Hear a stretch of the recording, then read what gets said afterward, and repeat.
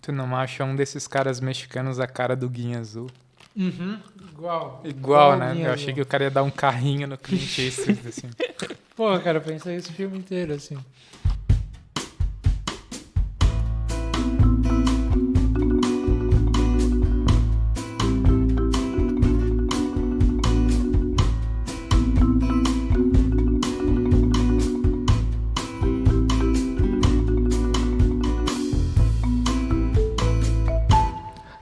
Olá, sejam bem-vindos a mais um episódio do A Conversação, o podcast de cinema mais jegue de toda a internet brasileira. Eu sou o Thiago Santana, estou aqui com o Vitor Viana Olá. e o Luciano Chalsar. Boa noite. E neste programa nós vamos conversar sobre o filme A Mula, do Clint Eastwood, dirigido pelo Clint Eastwood e interpretado, o protagonista pelo Clint Eastwood, que fazia tempo que ele não fazia, desde o Gran Torino. Gran Torino é de 2008, né? Eu acho. Acho que sim. Deixa eu ver aqui. É, É de 2008. Sim. Eu vou partir para breve sinopse. O filme começa em 2005. O Earl é um senhor de 80 anos, floriculturista. Você vê ele meio que vai num evento de flores e ganha um prêmio lá. E ao mesmo tempo está acontecendo o casamento da filha dele, que ele deixa de ir para receber o prêmio e beber com desconhecidos no hotel. Passam-se 12 anos, fez? O negócio, O negócio flores. dele vai à falência por causa da internet. Esse bem amplo, assim. Aí ele vai visitar a neta, que é a única pessoa da família que ainda fala com ele, que tá tendo uma festa de casamento. E nesse lugar ele acaba recebendo a dica de que alguém pode pagar para ele dirigir por aí. E aí ele acaba indo encontrar esses traficantes, e que ele vai dirigir do Texas até Illinois, levando drogas. E ele é uma boa mula, porque ele é um senhor Que ninguém vai desconfiar. ninguém vai Branco. desconfiar, branco, É, que nunca, Veterano de guerra. que nunca teve uma multa na vida. Ele faz isso e aí ajuda a pagar o casamento da neta.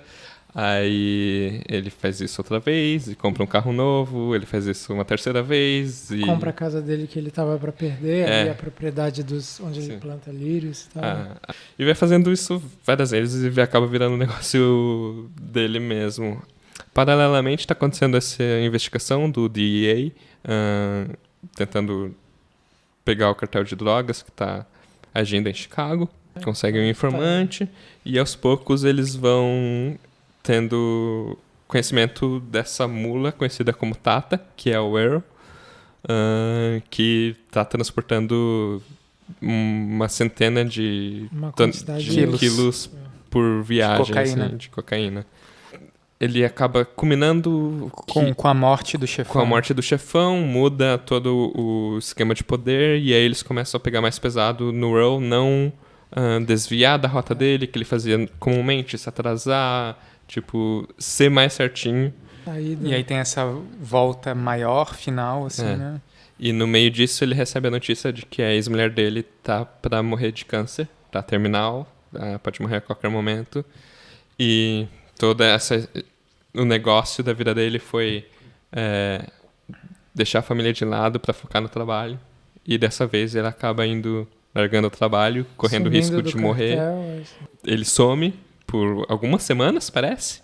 E aí a mulher dele morre, a ex-mulher dele morre, ele vai no enterro, decide voltar e vai entregar as drogas.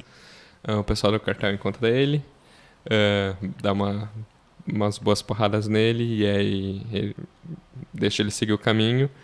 E a polícia também acaba encontrando ele, parando ele, prendendo ele. E aí você tem um julgamento onde ele se declara culpado. E o filme termina com ele na cadeia plantando flores.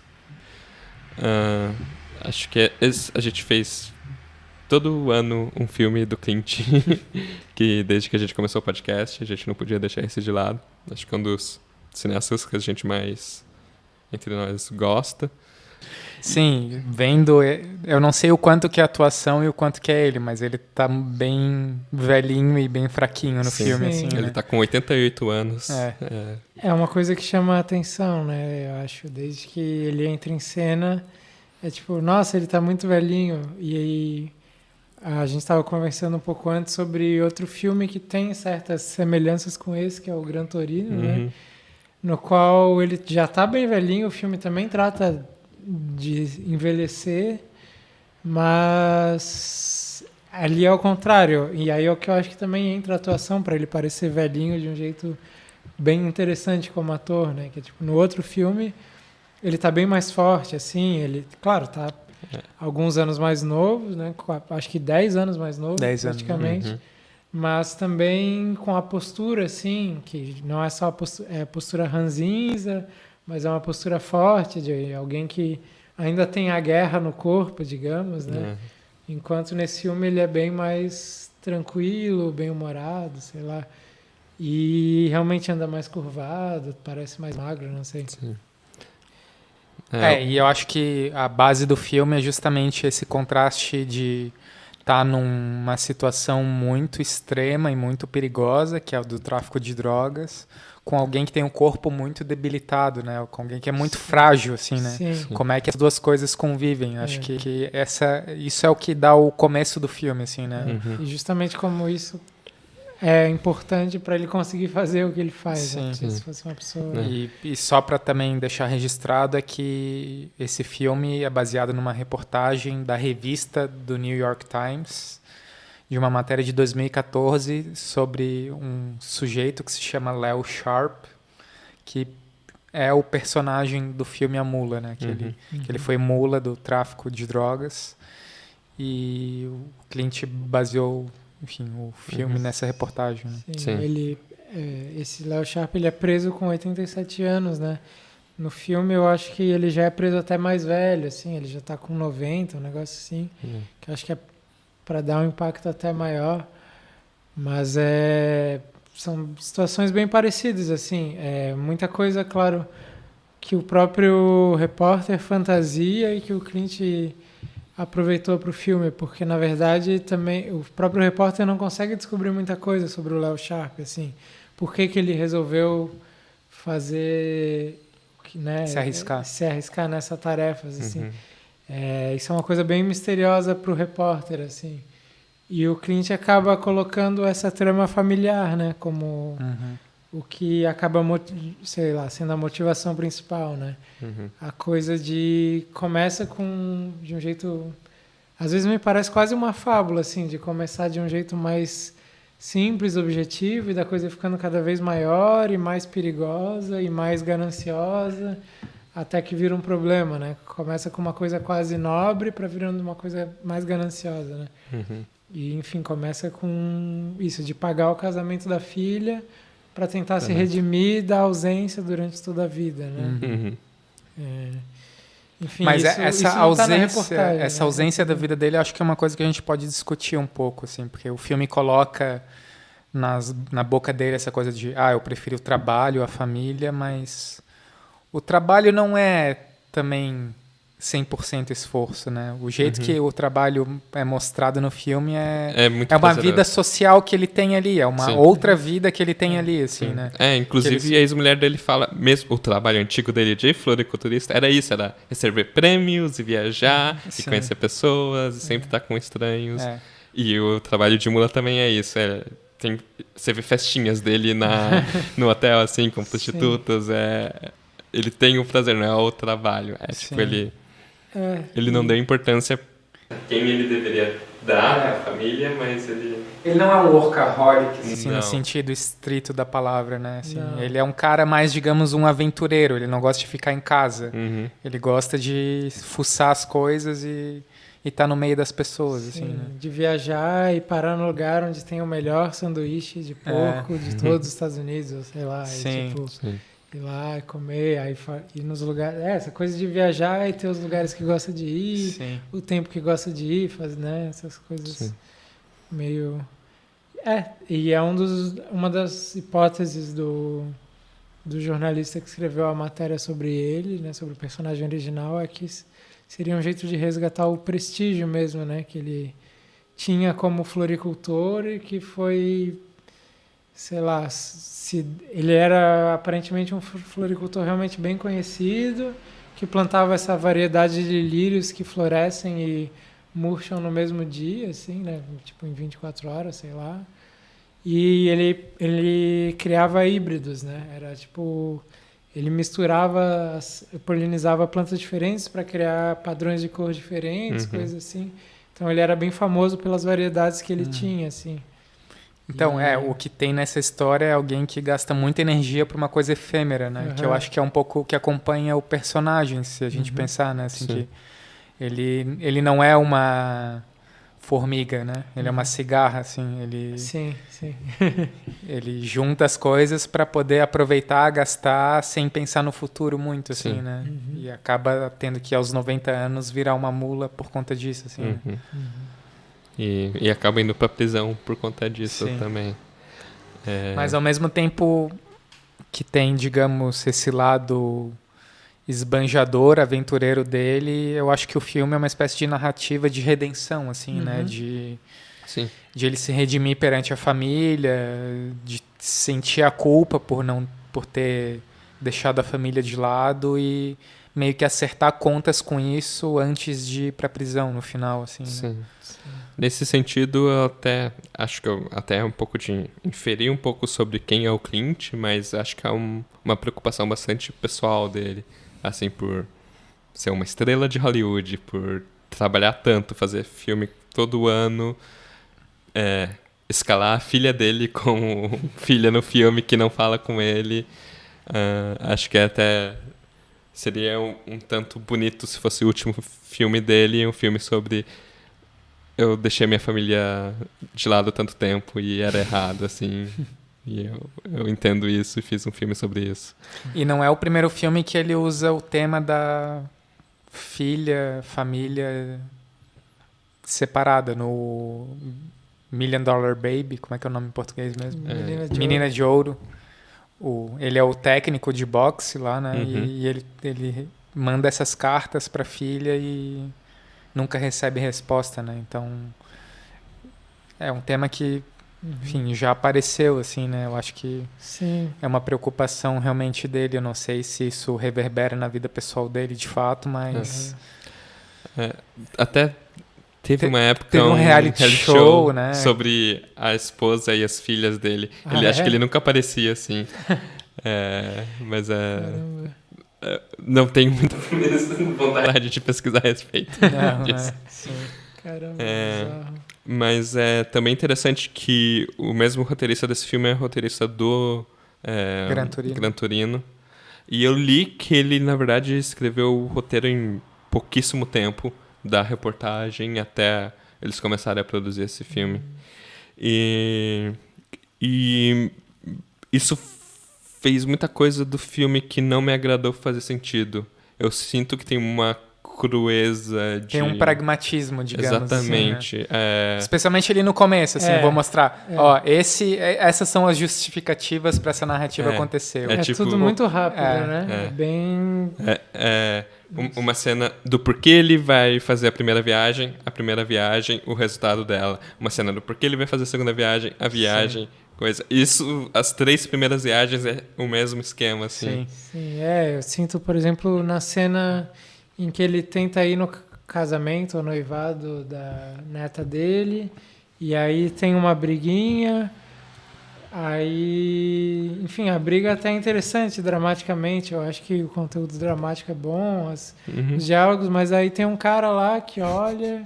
E aí vê ele do nada resolve, não, você não gostaria de ser mula de trás. Ele não fala assim exatamente, mas é meio a conversa dá uns saltos muito malucos, assim, ele chega falando, família é foda, né? Nossa, você viajou bastante. Nunca levei nenhuma multa. Eu conheço pessoas que podem pagar muito por um bom motorista. Meio tipo que ele vê o carro com os adesivos, é bem rápido assim, né? Pro cara, tipo... se arriscar a convidar um cara desse para um negócio desse, né? Tipo... assim, não é inverossímil, digamos, mas é pouco provável, né? E até depois, lendo a reportagem, eu vi que, tipo, eles já... Era comum eles fazerem isso, na verdade. O cartel era acostumado a convidar gente que... Não é do perfil... Que tem essa aparência não suspeita, assim. Então, Tinha um outro cara que eles estavam investigando, que era um cara um pouco mais novo, mas também era, sei lá, outro senhor branco de, sei lá, 60 anos que fazia o mesmo serviço, assim. Então, parece que era meio uma coisa comum, só que pro filme não sei lá, é meio aleatório. Quase, não, assim. é porque é resolvido muito rapidamente, né? Sim. Não tem um tempo para desenvolver, para sentar.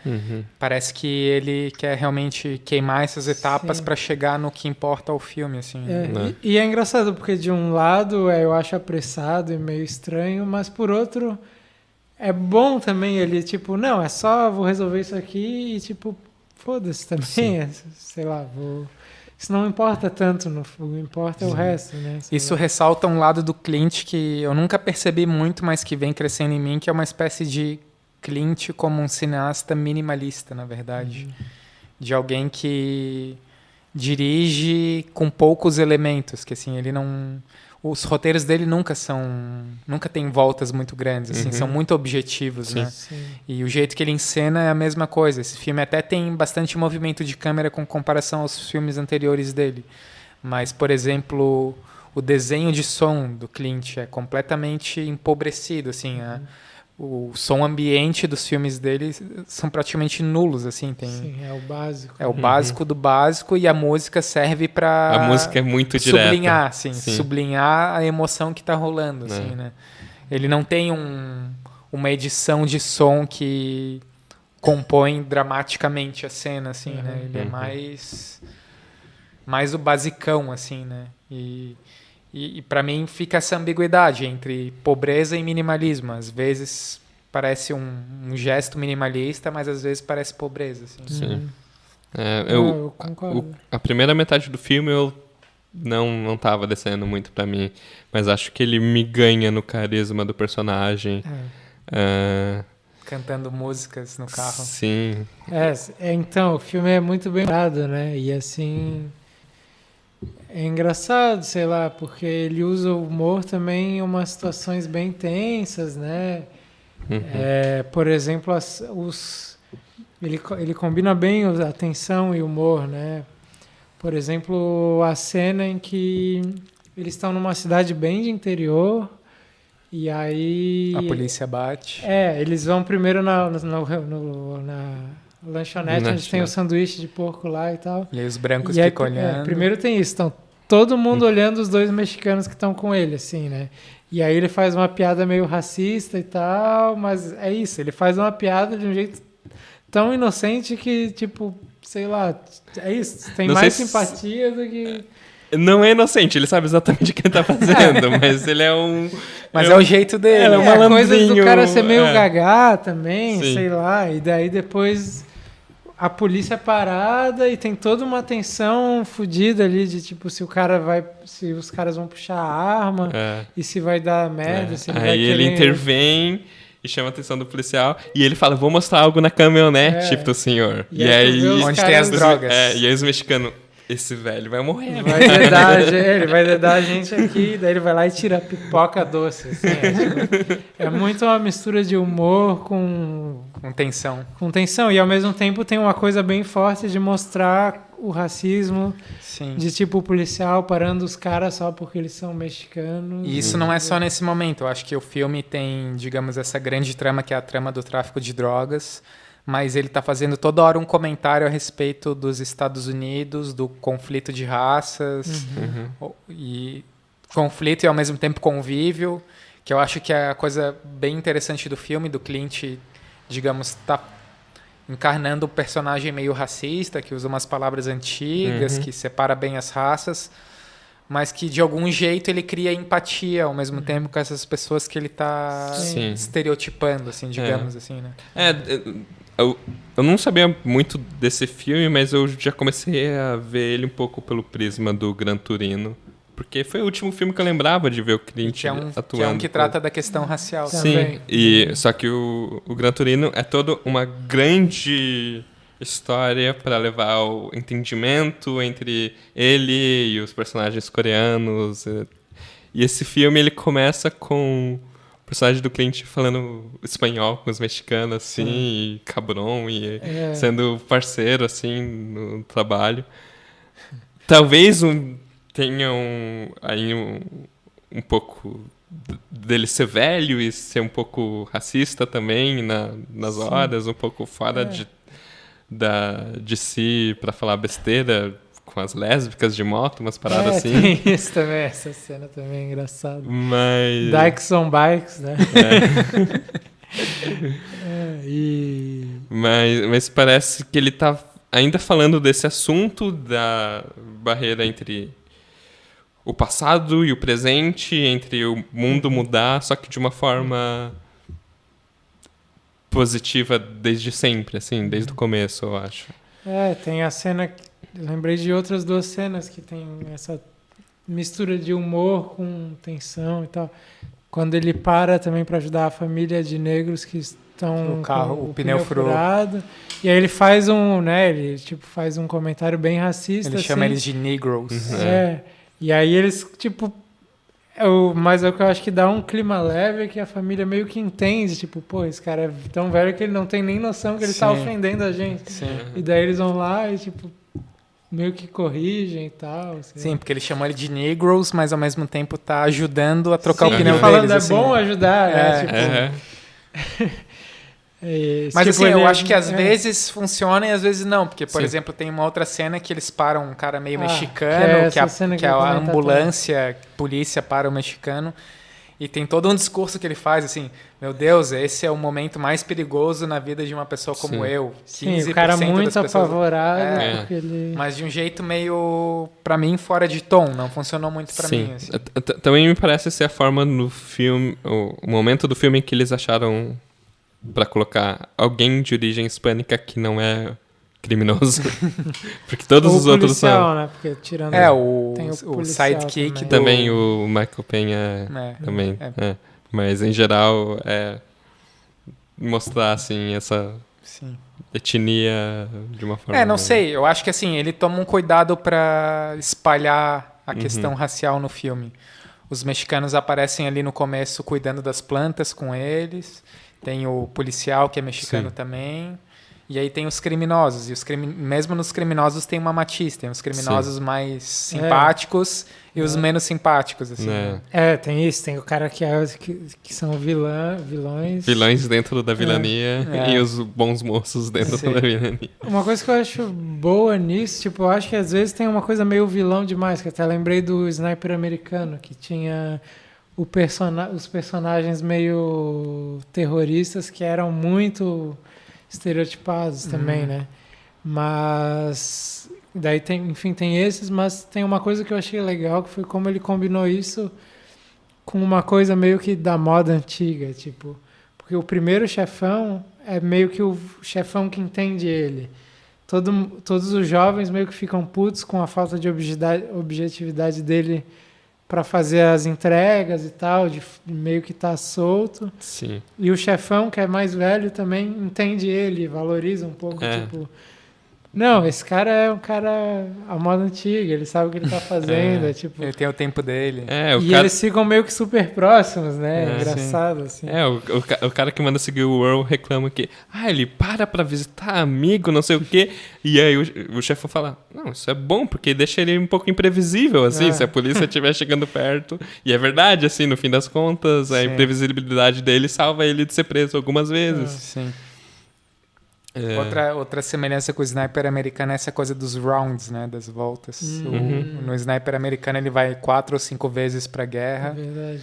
E aqui tem essas 12 voltas. No Sully também tem uma coisa de repetição quando acontecem as simulações dos acidentes. A primeira tentativa, a segunda, a terceira. Sim, não são tantas, mas o cliente parece ter esse interesse pelas recursividades, assim, né? Pelas repetições, variação do mesmo tema, digamos assim, né? Isso também nos outros filmes era mais forte, e a gente chegou a comentar algumas vezes sobre ser um tema forte na ideia do cliente, desse homem que trabalha, que faz certo o seu trabalho dia a dia, e por tanto tempo que uma hora ele ele tá no momento certo, na hora certa pra se tornar o herói do momento, Sim, né? como no Sully. Como no Sully, o sniper americano, apesar dele também ter os problemas pessoais e psicológicos dele, Aqui... no trem também, trem pra Paris. Aqui eu acho uma outra visão disso, assim, né? Alguém que faz foi... o trabalho certo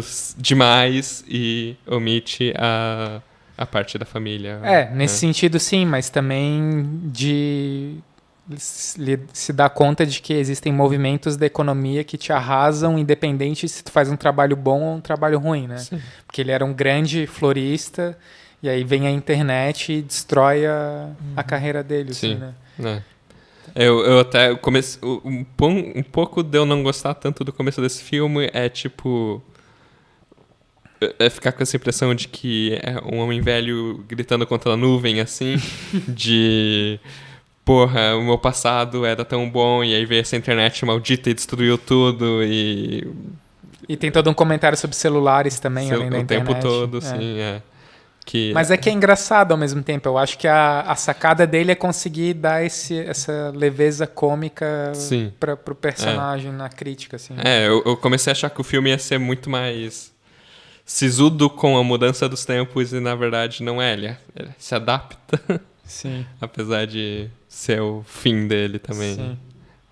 Mas aí é uma coisa da gente falar talvez um pouco do fim, que não é um fim tão mal. Uma pessoa na idade dele presa cultivando flores. Sim, consegue voltar a cultivar as flores. Eu acho que o jeito que ele encena esse final é tentando dar um olhar positivo pra coisa, né? Assim, a decisão moral dele de se aceitar como culpado em vez de tentar diminuir a pena dele, né? E aí tem essa cena poética de que dentro da prisão ele tá cultivando flores, né? Sim. Assim. Eu acho que é um olhar até talvez romântico demais. A realidade não é tão romântica assim quanto encenado no filme. Assim.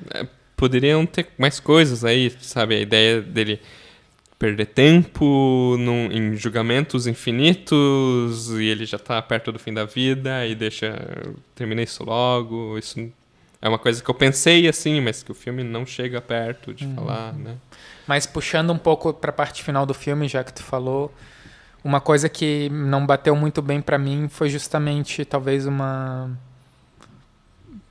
perdendo um pouco a mão ali no final, assim. Pra mim, o filme deveria ter uma tensão maior no final e ele dá uma relaxada, ele perde um pouco o ritmo, assim. Não sei se vocês sentiram isso também, mas... Talvez, acho que sim. É um filme que, assim, não é um filme de ação, é um filme sobre um personagem, sobre o dilema moral de um personagem. Mas ele tá envelopado num tipo de filme que é tipo de ação, assim, a coisa do cartel mexicano, toda coisa meio anos 80, assim, de filme policial, né? Investigação de drogas. E aí a coisa se afunila ali no final, de estar chegando, de ele ser pego. Só que o jeito que a coisa é montada e encenada, não sei, pra mim patinou um pouco. Assim. Acho que sim. É que também não tem muito o fazer com um cara velho, que ele vai tentar fugir, que ele vai, né? É meio... Mas eu acho que a própria escolha de ele ficar 1 ou 2 semanas com a ex-mulher dele, assim, como que isso é resolvido, e ali na hora que os mexicanos emparedam ele e falam, vamos te matar, e aí decidem não matar ele, né? Sendo que eles eram super truculentos antes, assim. Então, não sei, pra mim ficou...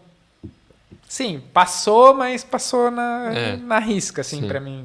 O que me incomoda também um pouco nesse sentido é a relação que ele cria com o personagem do Bradley Cooper. Também. Que o personagem do Bradley Cooper em si já é muito apagado no filme. Sim. Ele é sombra do que algumas coisas que ele já fez.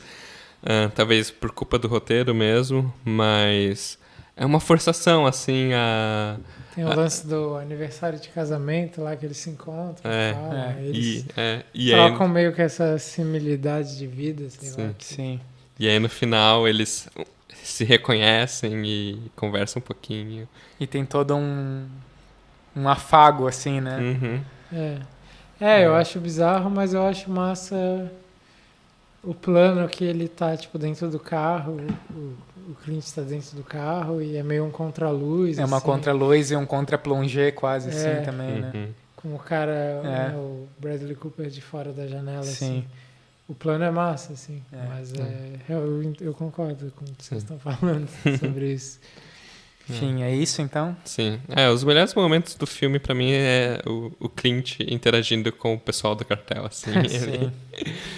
Completamente perdido, assim, e levando numa boa e virando amigo. É legal, é divertido. Talvez, para concluir, falaria um pouco sobre... Acho que com essa trama da família e também com o senso de humor, assim... Quer dizer, o senso de humor eu acho que já era pouco parte da reportagem original, pelo que eu li, mas... acho que o Clint meio que humanizou bastante o personagem, assim... Porque pela reportagem parece que ele não tinha exatamente um motivo... Tipo, de reconciliação familiar. Ele parece que ele era bem mais movido pelo dinheiro e pelo prestígio mesmo, assim. Por ele teve esse esquema de falir com a internet, porque ele mandava uns catálogos que eram bem bonitos, assim, para vender as flores, e depois os catálogos caíram em desuso, né? Mas parece que, enfim, ele não tinha essa... Ele só queria ganhar dinheiro mesmo depois, sei lá. Ou pelo menos é o que eles conseguem encontrar justificativa. A outra justificativa é que ele estava já bem gagá, assim, e foi um pouco o que eles tentaram usar na defesa dele no julgamento, que não aparece nesse filme, né? O pouco que a advogada fala é nesse sentido, assim, de o cartel se aproveitou da senilidade dele. Mas aí ele já, não, cala a boca, eu sou culpado. E aí, realmente, pelo que o repórter conta, tinha um pouco disso de senilidade. E o que tinha de humor era que eram muito das conversas que o DEA ouvia pelo telefone, né, nas escutas. Tinha, tipo, várias conversas meio aleatórias do Tata falando... Não, eu tenho que entregar umas cebolas para vocês. E daí eles acharam que era um código, assim, porque às vezes eles usavam comida como cocaína, mas a cebola era realmente cebola que ele tinha, que ele queria levar. E outras coisas do tipo, a galera zoando dele, tipo, ele tá feliz porque ele vai botar uma dentadura nova, umas coisas assim. Então, enfim. Então tá. Então é isso. Obrigado por nos ouvirem, nos assistirem no YouTube. Fiquem de olho para próximos episódios. Às vezes ouçam os antigos, também é legal. Principalmente se você não viu o filme e não reviu ou não viu o episódio. Às vezes é legal olhar no passado. E esse foi mais um episódio do A Conversação.